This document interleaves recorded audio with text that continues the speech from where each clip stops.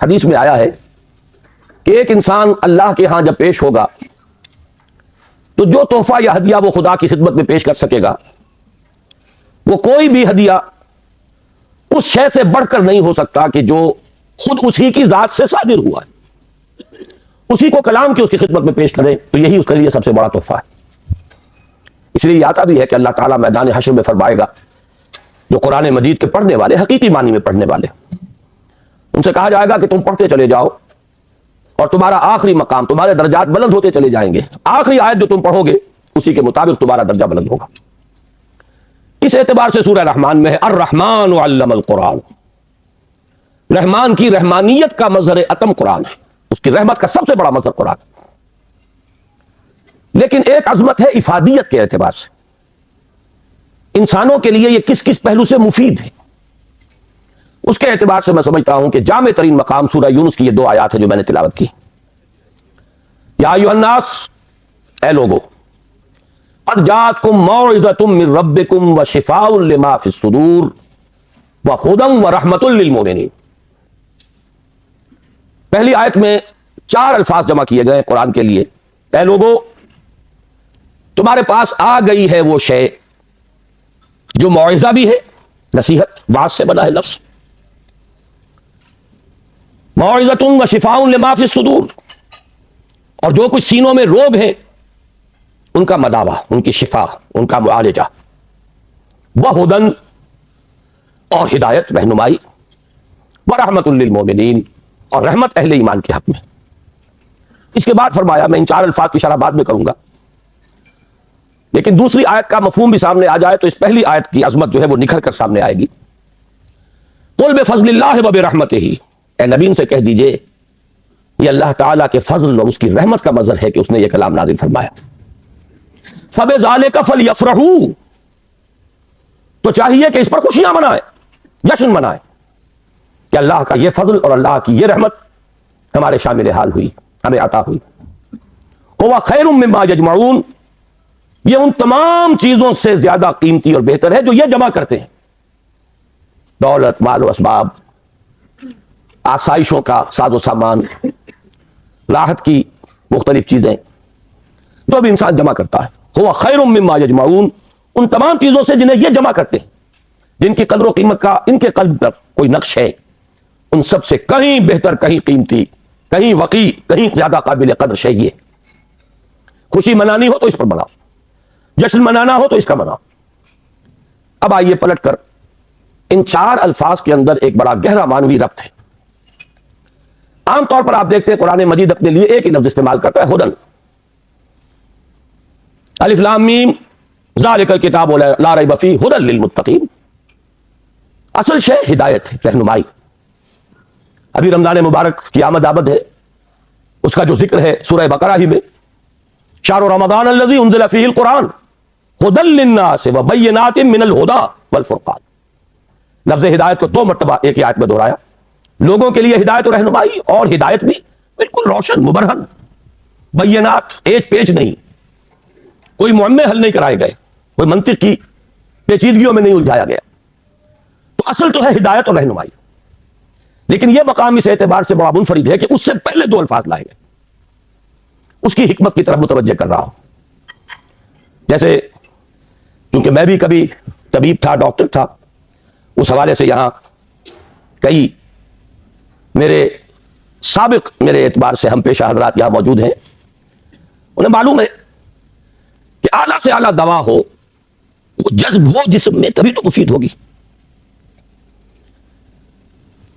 بڑی سے بڑی بات، اعلیٰ سے اعلیٰ کلام، عمدہ سے عمدہ ہدایت، بہترین سے بہترین حکمت، اگر دل سخت ہو گیا تو مرد ناداں پر کلام نرم و نازک بے اثر۔ پھول کی پتی سے کٹ سکتا ہے ہیرے کا جگر، مرد ناداں پر کلام نرم و نازک بے اثر۔ یہ دل کی سختی جسے قرآن کہیں کہتا ہے رین، کلا بل ران علی قلوبہم، ان کے دلوں پر زنگ لگ چکا۔ حدیث میں بھی آیا ہے ان هذه القلوب لتصدع، ان دلوں کے اوپر زنگ آ جاتا ہے، کما یصدع الحدید اذا اصابہ الماء، جیسے کہ لوہا جو ہے زنگ آلود ہو جاتا ہے جب پانی اس پر پڑے۔ کہیں کہا گیا کہ دل پر سختی آ جاتی ہے، اور انسانی دل پر جب سختی آ جائے قرآن مجید میں سورہ بقرہ ہی میں وہ تمثیل ہے رونگٹے کھڑی کر دینے والی کہ جب انسان کے دل میں سختی پیدا ہو جائے تو کوئی شے دنیا کی اتنی سخت نہیں ہوتی جتنا کہ انسان کا دل سخت ہو جاتا. ثم قست قلوبكم فهي كالحجارة أو أشد قسوة فإن من الحجارة لما يشقق فيخرج منه الماء وإن منها لما يهبط من خشية الله. مجھے صحیح الفاظ اس وقت یاد نہیں ہے لیکن یہ کہ تمثیل یہ ہے بنی اسرائیل سے خطاب کر کے کہا جا رہا ہے مذہبی لوگ کہ تمہارے دل اس کے بعد سخت ہو گئے اور ایسے سخت کہ پتھروں سے بھی زیادہ سخت. پتھروں میں تو وہ بھی ہے جو شک ہو جاتے ہیں پانی نکل آتا ہے چشمہ پھوٹ بہتا ہے ان میں وہ بھی ہیں جو اللہ کی خشیت سے گر پڑتے ہیں. لیکن انسان کے دل پر اگر یہ سختی آ جائے تو پہلی ضرورت ہے دل کو نرم کرنے کی اور اس دل کو نرم کرنے کے لیے ضرورت ہے واعظ کی. وہ واعظ کے جو آج ہمارے ہاں بڑی ہی تحقیر والی بات بن گئی ہے. واعظ ہو رہا ہے یعنی واعظ کوئی عمدہ شے نہیں ہوتی واعظ کوئی اعلیٰ شے نہیں ہے. کوئی عقلی باتیں ہو کوئی ریشنل اپروچ ہو کوئی منطقی بات ہو واعظ کے بارے میں تو بڑے ہی ایک استحقار کے انداز میں کہا جائے جی واعظ فرما رہے ہیں. حالانکہ واقعہ یہ ہے کہ واعظ کی بڑی ضرورت ہے. دل نرم ہوگا تبھی وہ جذب ہوگا کلام اس میں داخل ہوگا. آپ کو معلوم ہے وہ زمین جس کے اوپر کتا جاتا ہے سخت اتنی بارش برس جائے وہ پانی ادھر ادھر چلا جائے گا جذب ہوگا ہی نہیں لہذا اس کی کوئی فادیت نہیں. تو سب سے پہلی شے ہے دل کو نرم کرنے والی بات. ایک حدیث میں اس کا نقشہ کھینچا گیا ہے کہ ایک مرتبہ حضور نے واعظ فرمایا خطبہ دیا اس کے بارے میں الفاظ آتے ہیں کہ جس سے دل لرز اٹھے اور آنکھوں سے آنسوؤں کے چشمے جاری ہو گئے. صحابہ نے عرض کیا کہ حضور معلوم ہوتا ہے کہ یہ تو کوئی آپ جیسے کہ یہ کلام آپ کا جیسے کسی کو ودا کیا جا رہا ہو رخصت کیا جا رہا کوئی ایسی بات ہے تو مزید وصیت فرمائیے مزید نصیحت فرمائیے. تو واعظ کی اپنی جگہ بڑی اہمیت ہے. واعظ قابل حقارت شے نہیں ہے. انسان میں عقل ہی نہیں ہے جذبات بھی ہیں. جذبات کو خود ایک غذا کی ضرورت ہے بلکہ انسانوں کی عظیم اکثریت جذبات ہی کی راہ سے اپروچ کی جا سکتی ہے. وہ ایک بڑی ہی مائنیوٹ مائنورٹی ہوتی ہے جنہیں آپ انٹلیکچوئلز کہیں انہیں تو واقع ان کی مجبوری بھی ہے کہ ان پر واعظ اثر انداز نہیں ہوتا. ان کے لیے ضرورت ہے برہان کی دلیل کی استدلال کی منطق کی. لیکن عظیم اکثریت انسانوں کی اس کے اندر جذبات اور اس جذبے کو اپیل کرنے والی شے. اب مجھے یاد آ گئی بات حضرت عمر رضی اللہ تعالیٰ عنہ ان کو موم کرنے والی شے کیا تھی. کتنے سخت انسان. آخری فیصلہ یہ ہے کہ دیکھا جائے گا جو کچھ ہو رہا ہے یہ دارالندوہ میں بیٹھے ہوئے لوگ طے نہیں کر پائیں گے یہ سوچتے ہی رہ جائیں گے اور محمد کا جادو چلتا جا رہا ہے. یہ در حقیقت چونکہ ٹرائبل معاشرہ تھا اس کا بیک گراؤنڈ سمجھ لیجئے. چونکہ حضور صلی اللہ علیہ وسلم کا ساتھ دے رہے تھے آپ کے چچا Abu Talib and he was the head of the clean.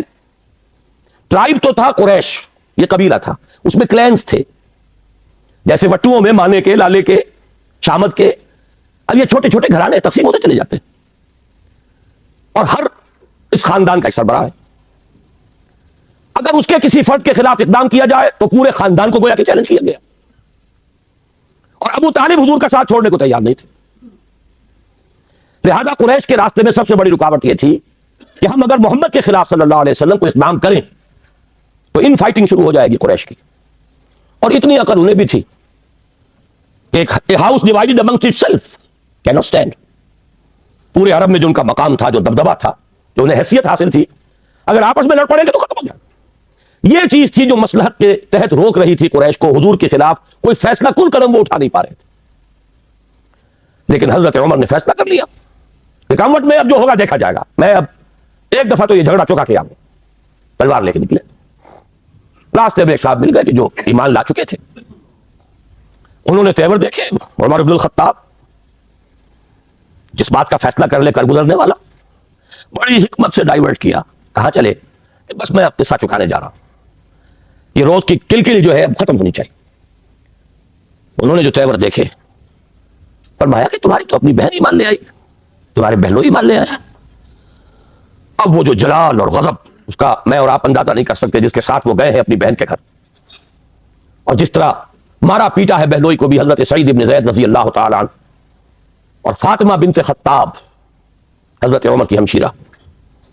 ایک جملہ نکلا ہے بہن کی زبان سے, لہو لہان ہو گئی ہے بہن اور بہنوئی بھی.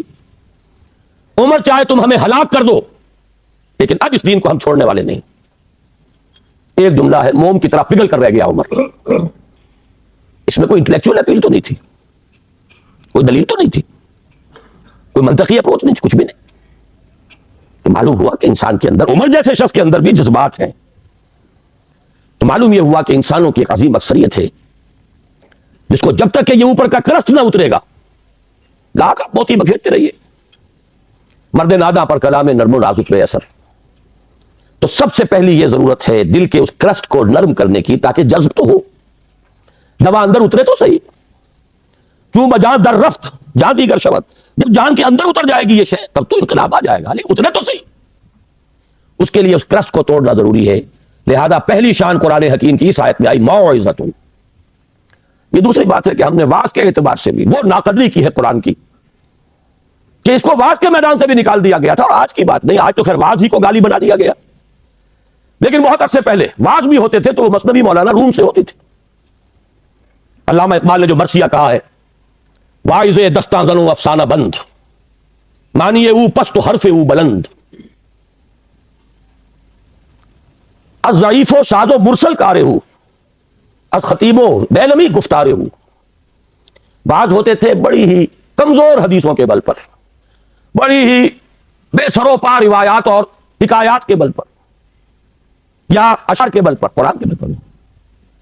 حالانکہ سب سے بڑا موعظہ, واعظ, نصیحت خود قرآن. تو پہلا لفظ یہ ہے. اب آگے چلیے, شفاء لما فی الصدور. اندر جذب ہوگا تو اب اندر کی جو بیماریاں ہیں, جو روگ ہیں, ان کا ازالہ ہوگا. یہ کون سے بیماریاں ہیں؟ کہنے کو تو ایک کے اندر ہاتھی کے پاؤں میں سب کے پاؤں. حب دنیا یہ سب سے بڑا روگ ہے. اس کا سب سے بڑا مظہر حب مال. الہاکم التکاثر حتی زرتم المقابر. ایک اور مظہر حب جاہ, اقتدار کی حوث, میرا ڈنکا بج رہا ہو, شہرت کی طلب. یہ ہے وہ تمام روگ. ان روگوں کا علاج قرآن حکیم, شفاء لما فی الصدور. اچھی طرح سمجھ لیجئے, یہ روگ نہ نکلیں گے تو قرآن کو بھی انسان کاروبار بنائے گا. علم را برتن زنی مارے بود, وہی علم ہے کہ جو انسان کو سانپ کی طرح ڈسے گا. یارے بود نہیں ہوگا وہ جب تک کہ اندر سے یہ روگ نہ نکلے ہوئے. اس کو بھی حصول دولت کا ذریعہ بنائے گا, اس کو بھی شہرت کے حصول کا ذریعہ بنائے گا, اسے بھی اقتدار ایسا سچ نہیں قرب اقتدار کا ذریعہ بنائے گا. قریب تو پہنچے, بنا ہے شاہ کا مصاحب پھرے ہے اتراتا, کہیں تو موقع ملے. علم اور اعلیٰ ترین علم, فتویٰ فروشی بھی ہوگی, دین فروشی ہوگی, جب تک کہ یہ اندر کے روگ نہ نکلے. لہذا دوسرا مرحلہ اس اصل کام سے پہلے ہدن, ہدایت تو تب ہوگی جبکہ پہلے یہ جذب ہو, جذب ہو کر اندر کے گند نکالے, ان کا ازالہ کرے. حب دنیا کی جڑ کاٹے, حب مال کی جڑ کاٹے, حب جاہ کی جڑ کاٹے, شہرت کی طلب کی جڑ کاٹے. اگر یہ جڑیں رہ گئیں تو یہ علم جیسا کہ میں نے عرض کیا مفید نہیں, الٹا مضر ہوگا. یہ اسی دنیا کے کمانے کا ذریعہ بن جائے. اس کے بعد اگر یہ ازالہ ہو گیا, یہ تنقیہ ہو گیا, اب ہے ہدی و رحمت للمؤمنین. اب یہ ہدایت ہے, اور ہدایت یہ ہے ایک ٹوٹل ہیومن پرسنالٹی کے لیے ہدایت, اس کے فکر کے لیے بھی ہدایت ہے, اس کے لیے ایک نظام زندگی کے اعتبار سے بھی ہدایت ہے, اس کے لیے انفرادی لائے عمل کے اعتبار سے بھی ہدایت ہے. مکمل انسان کی ہدایت ہر سطح پر, ہر لیول. اب یہ ہدایت مفید ہوگی. یہی وجہ میں نے عرض کیا تھا کہ باقی سب جگہ آپ کو ہدایت کا لفظ ملتا ہے, لیکن یہاں یا ایھا الناس قد جاءتکم موعظۃ من ربکم وشفاء لما فی الصدور وہدی ورحمۃ للمؤمنین. اب یہ ہدایت مفید ہوگی, اور یہ ہدایت اب رحمت کا ذریعہ بنے گی. دنیا میں ہدایت, آخرت میں رحمت. یہ چار الفاظ ہیں جو یہاں جمع کیے گئے, اور اس کے بعد فرمایا قل بفضل اللہ وبرحمتہ، اے نبی ان سے کہہ دیجئے یہ اللہ کے فضل، اس کے کرم، اس کی جود و سخا، اس کی رحمت، صرف رحمت نہیں، اس کی رحمانیت کا مظہر اتم ہے۔ فَبِذَلِكَ فَلْيَفْرَحُوا، فرح کا لفظ عام طور پر اچھے سینس میں نہیں آیا ہے۔